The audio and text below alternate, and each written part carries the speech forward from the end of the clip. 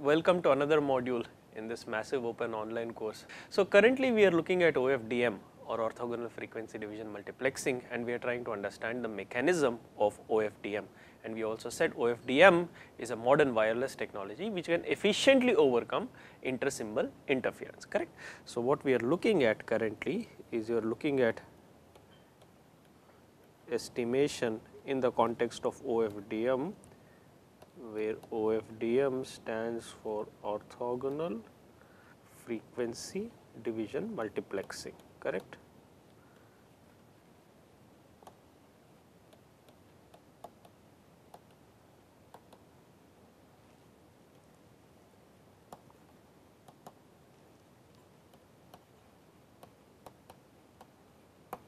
And we said OFDM can be used to efficiently overcome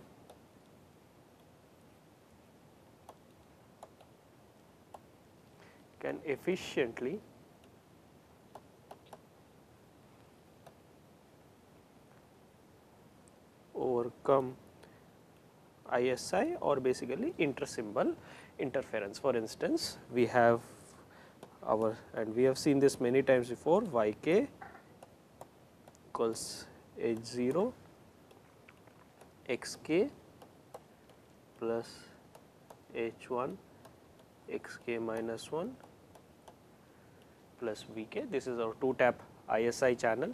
So this is basically the model for your 2-tap ISI channel, where the taps are H0 and H1. Xk is the current symbol,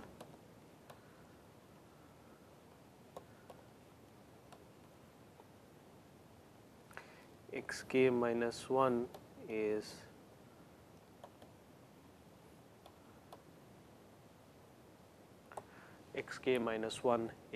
the previous symbol, all right. So there is inter-symbol interference of the previous symbol xk minus 1 on the current symbol, and we said OFDM can be explained as follows. So OXDM, we have, let us consider a typical OFDM system with 4 subcarriers, that is we have the symbol x0, a capital X0, capital X1, capital X2, capital X3. These are the n symbols, that is these are n equal to 4 symbols. These are loaded onto n equal to 4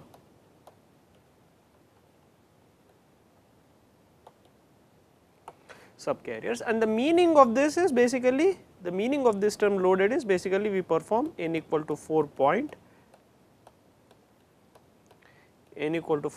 IDFT or IFFT, the inverse fast Fourier transform, which is basically the inverse fast Fourier transform. One can perform IDFT or equivalently IFFT. IFFT is nothing but the same as the IDFT, but it is an efficient, it is a fast algorithm to perform IDFT, that is the inverse fast Fourier transform. Okay.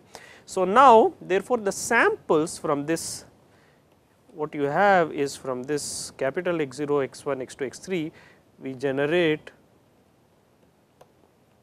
what are known as the samples, that is by IFT, that is the samples X0, X1, X2, X3, and these are generated by the,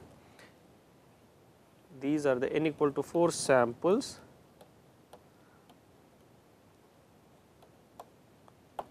and these are generated by the IDFT as, and all of you must be familiar with IDFT, that is basically we have x of k equals 1 over n summation L equal to 0 to n minus 1 capital X of L, that is the symbols loaded onto the subcarriers, e to the power of j 2 pi k L by n, and now I am going to substitute n equal to 4. So this gives me basically 1 over 4 summation L equal to 0 to 3 capital XL e raised to j 2 pi KL by 4, which is equal to, therefore, your XL is basically equal to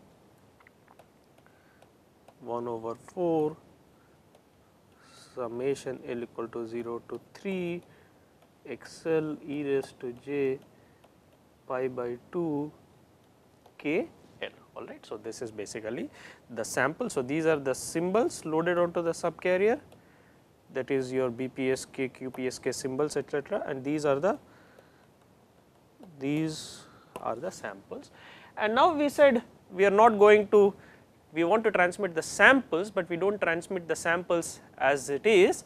We have a small modification before transmission of these samples over the channel. We add the cyclic prefix, that is, we take a few symbols from the tail of the block and prefix them at the head of the block. Since we are cycling symbols from the end towards the head, this is known as a cyclic.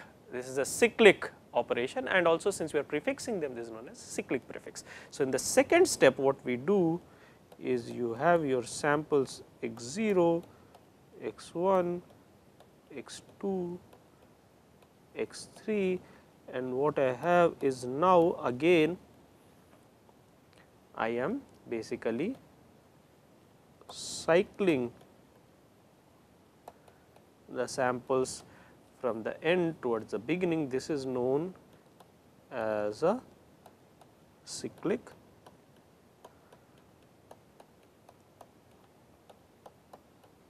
prefix. This is denoted by the term CP. Okay. And now this block with CP added, this is transmitted over the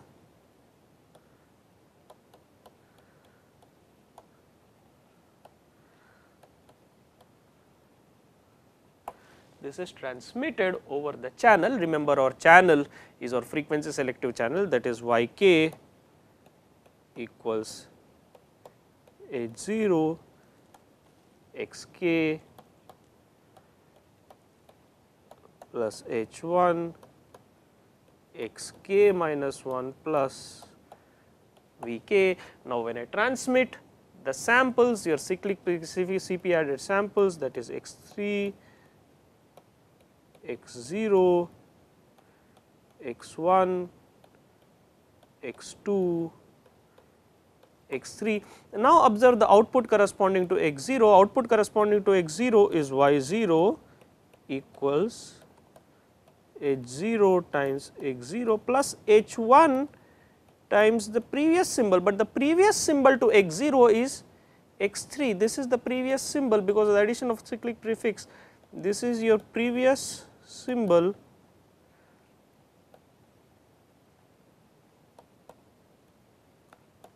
to X0 because of the addition of the cyclic prefix. Therefore, this is X0 plus, I am sorry, this is X3, which is the previous symbol to X0 plus V0. All right. So, what we have done is basically, because we have added the cyclic prefix, all right, and the sample X0 has interference from the previous sample, and the previous sample is X3. Therefore, we have H0 times X0 plus H1 times X3 plus V0. Okay. So, that is basically what we have at the output, that is corresponding to Y0. Okay. And similarly, I have Y1. Now, the rest can be written in a straightforward manner. Y1 equal to H0 times X1 plus H1 times the previous sample, that is X0 plus V of 1. Your Y2 equals H0 times X of 2 plus H1 times the previous sample X1 plus V of 2, and Y3 equals H0 X3 plus H1 times the previous sample, that is X3 plus V of 3. And now, these are the samples, and now we said yesterday, that is, if you look at Y0, that is, if you look at Y0, Y1, Y2, Y3, that can be basically represented as the circular convolution of the channel filter H with the transmitted samples X plus the noise, and that is the key operation, that is the advantage that this basically this addition of cyclic prefix is giving us. And therefore, we have something that we have seen in an elaborate manner yesterday in great detail is basically the observation that now because of the addition of the cyclic prefix, what I have is y becomes the circular convolution of H with x in the presence of additive noise. So, this is basically nothing but your, this is your circular convolution, and as a result now if you take the FFT, we know in the frequency domain circular convolution in the time domain becomes, in the frequency domain it becomes a multiplication. Therefore, that is the FFT of H times the FFT of x plus the FFT of V, which is basically your noise. And therefore, they have this interesting property because circular convolution in the time is basically multiplication in the frequency or FFT domain. So, once you take the FFT of the samples at the output, basically the action of the channel in the frequency domain basically now can be represented as a simple multiplication. Therefore, the FFT of the output samples y is basically the FFT equals the FFT of the channel filter H times the FFT of the transmitted samples x plus the FFT of the noise V. And now let us see how you get the FFT, how you take the FFT. Of course, the FFT of y is basically you have samples y0, y1, y2, y3. So, you take the FFT of these samples. Obviously, we are talking about the n equal to 4 point FFT, where n is the number of subcarriers. So, the size of the FFT is always fixed, that is n equal to 4 point FFT, that is fast Fourier transform, or basically also the DFT. I do not need to mention this, FFT is simply a fast algorithm for the DFT, that is discrete time Fourier transform, and that gives you the symbols across the subcarriers y0, y1, y2, y3, where each YL is basically generated by the FFT of the small y's, that is basically summation k equal to 0, and I am writing the expression for the n point FFT x k e to the power of minus j 2 pi k l divided by n, and substitute n equal to 4.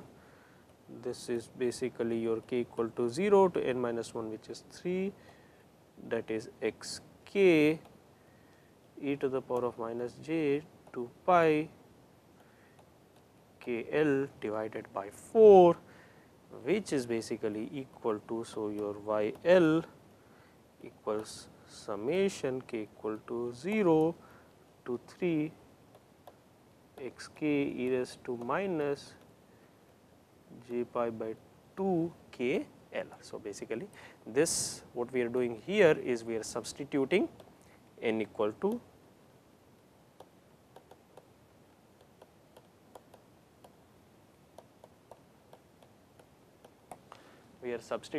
n is equal to 4, and that is what you are saying is the capital Y's, that capital Y L, that is the received symbol across subcarrier L in the FFT domain, is now given by the 4 point, or n equal to 4 point FFT or fast Fourier transform, or DFT, discrete Fourier transform of the received output samples y0, y1, y2, y3. So, this is basically what is this YL, this is the received symbol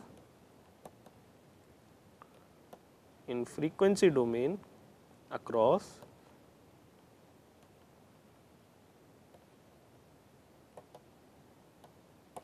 this is the received symbol across subcarrier L.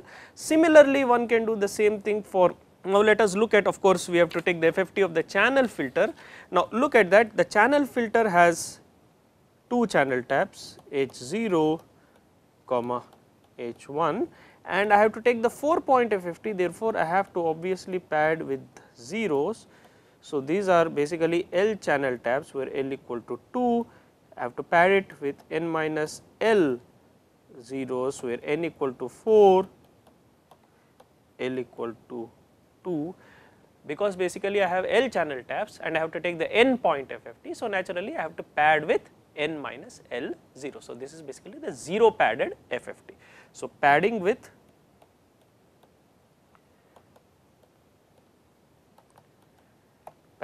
n minus L zeros, and now you take the FFT of this to give you capital H0, capital H1, capital H2, capital H3, and these are the coefficients across the subcarriers.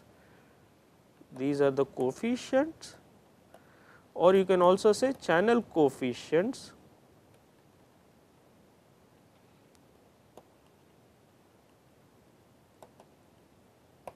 these are the channel coefficients across the subcarriers. And how do we generate them? Naturally, what we do is we have H of L, the coefficient across subcarrier L, equals summation k equal to 0 to L minus 1, k equal to 0. Remember, we only have channel coefficients L channel coefficients from k equal to 0 to L minus 1. So, that is H of L e raised to minus j 2 pi k L divided by n, I am sorry, this is k, which is equal to summation k equal to 0, in this case L equal to 1. So, k equal to 0 to basically L1, that is H of k e raised to minus j 2 pi k L divided by 4, which is basically equal to your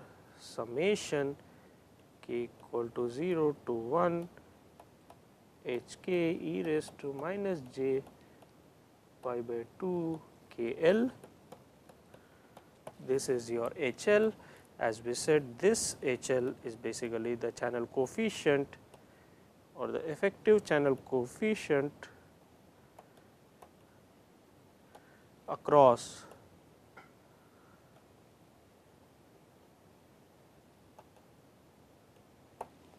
the Lth subcarrier. All right. So, the capital H L, which is the channel coefficient across subcarrier L in the frequency domain, is given by the FFT of the channel taps in the time domain. Of course, since there are only capital L channel taps and we have to take n point FFT, right, we have to consider the n point FFT, therefore, naturally you have to pad it with n minus L zeros.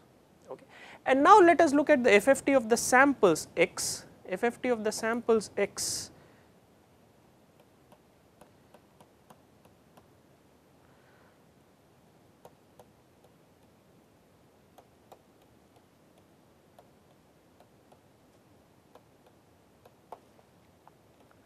Now, we want to take the FFT, that is obviously the n point FFT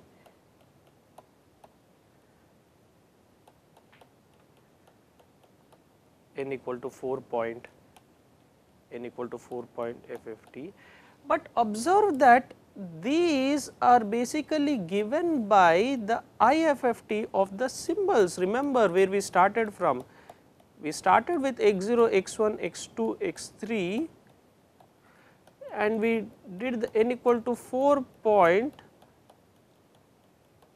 IFFT to get the sample. So, these are basically your symbols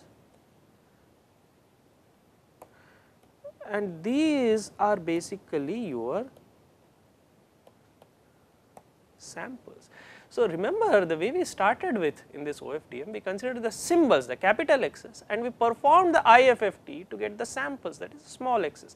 So, naturally once you do the FFT of the samples, you get back the symbols that are loaded onto the subcarriers, and that is the other important point to keep in mind. So, once you take the FFT, so basically we had the symbols in the frequency domain which were loaded onto the subcarriers and you consider the IFFT to get the samples. Now, once you take the FFT of these samples, you are back in the frequency domain and you get the symbols that are loaded onto the various subcarriers, and that is basically the important point to keep in mind. So, this basically n equal to 4 point FFT.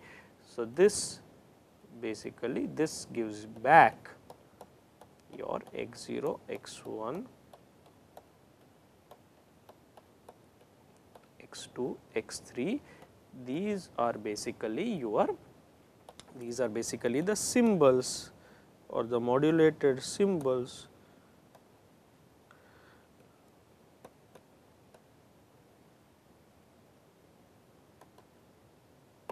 loaded onto the various subcarriers, and that is what you are getting back after you perform the FFT. And naturally, the only remaining thing is the noise. That is also very simple. You have the small v's, which are the noise samples, additive wide Gaussian noise samples in the time domain. You do the n equal to 4 point. Let me write it a little bit more clearly. You do the n equal to 4 point. You do the n equal to 4 point FFT of this, and what you get back is the noise, the capital V's, the noise across each subcarrier, the noise samples across the subcarriers. What are these? These are your noise samples across subcarrier.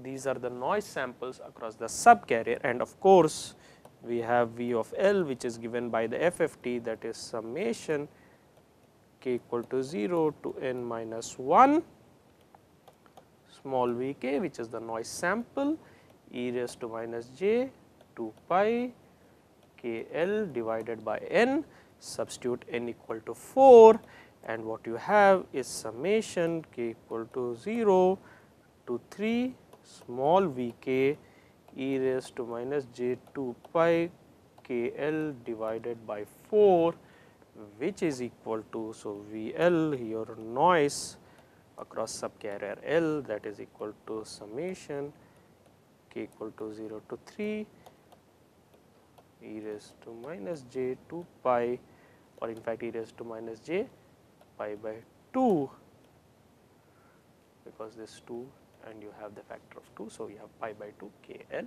and this is basically nothing but your noise sample.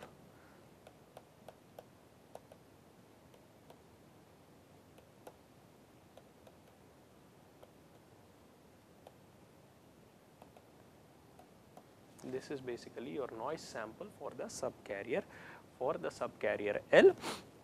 And therefore, now you have the frequency domain. Remember, in the frequency domain, we have the FFT of the output y is equal to FFT of the channel h times the FFT of the samples x, which are basically nothing but the symbols loaded onto the subcarriers, plus the FFT, the noise sample across each subcarrier. And therefore, now rewriting it, I have FFT of y equals FFT of the channel filter h product. Remember, this is important to remember, in the frequency domain it is simply a product, because circular convolution becomes the product. Yeah. So, just to repeat the importance of that, in frequency domain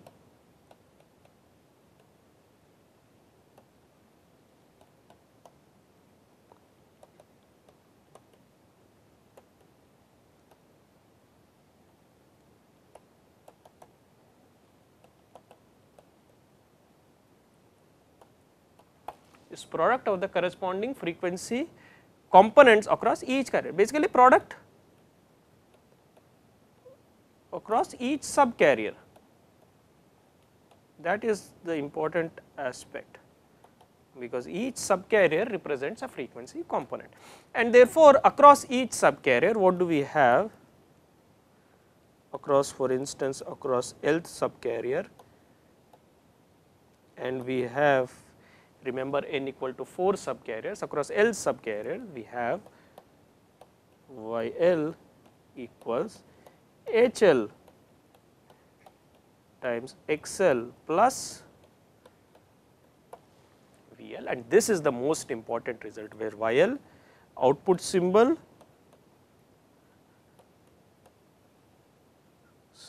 across subcarrier L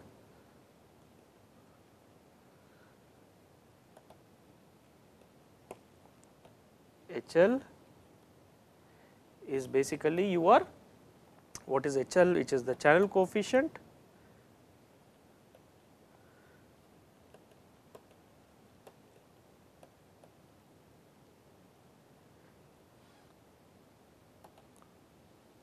across subcarrier L. XL is the symbol loaded onto subcarrier L,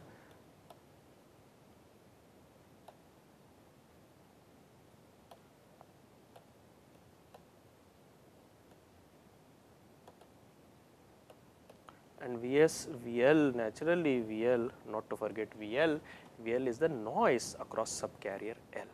So, VL is basically your noise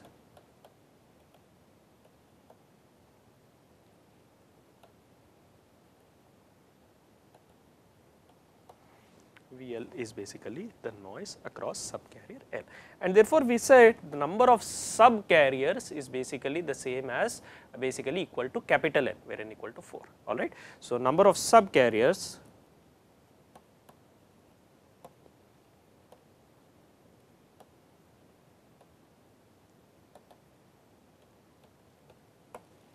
is N equal to 4, which means we have L equal to 0, 1, 2, 3 corresponding to the L equal to 4 subcarriers, and therefore, for each subcarrier what we have y equal to y0 equals h0 times x0 plus v0. This is corresponding to subcarrier L equal to 0, y1 equals h1 times x1 plus v1. This corresponds to subcarrier L equal to 1. Then we have naturally again the same thing, y2 across subcarrier 2, y2 equals h2 x2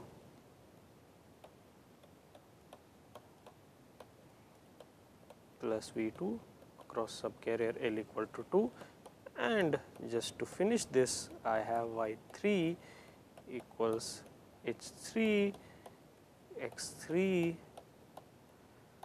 plus v3 across subcarrier L equal to 3. Okay. So, basically now what we have done is we have written down explicitly the relation corresponding to each subcarrier, that is YL equals HL times XL plus VL. Now, if you look at this system, what you can observe is that for each subcarrier the output YL is simply the channel coefficient times the input symbol XL. There is no inter-symbol, there is no inter-symbol interference from the previous symbol on each subcarrier. Therefore, now if you can look at this model, the incredible thing across this about this model, YL equals HL XL plus VL, this is only current symbol, that is current symbol loaded onto subcarrier L, current symbol, and this is your current output across subcarrier L.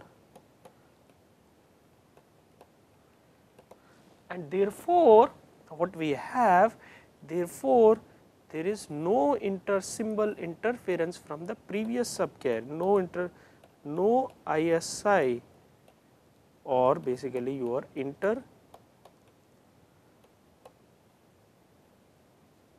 no inter-symbol interference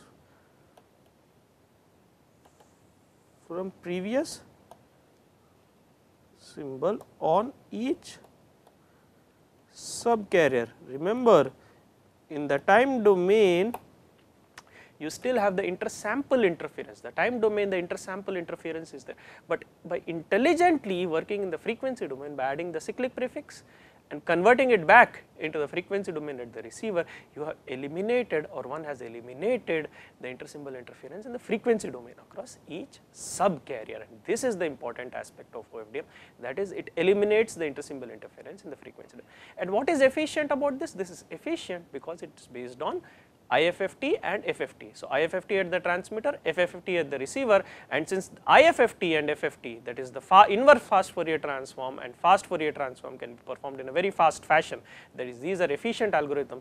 As a result, the entire OFDM architecture, the entire OFDM system transmission scheme is very efficient, since it does not employ any matrix inversion anywhere. It is simply based on IFFT and FFT, which are fast operations. So, basically to summarize, employing the cyclic prefix, it has been converted into a employing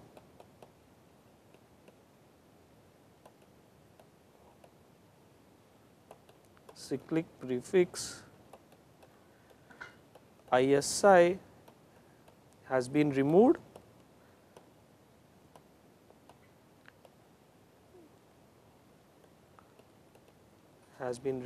in the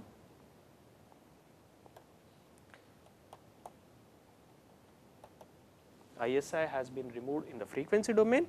Further, this is a very efficient, OFDM is very efficient. To highlight that point further, OFDM is very efficient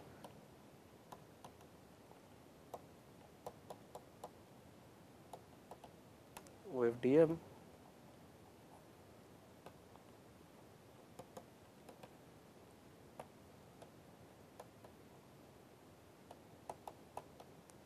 employs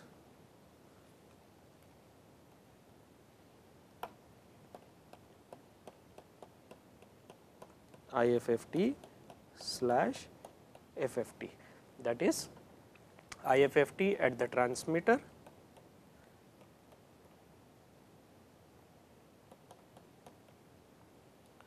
and FFT at the receiver, which are, and both of these algorithms are very fast and efficient, which are very fast and efficient algorithms. And to note that there is no matrix inversion, no inversion, which is a very, which is adds to the complexity. There is no matrix,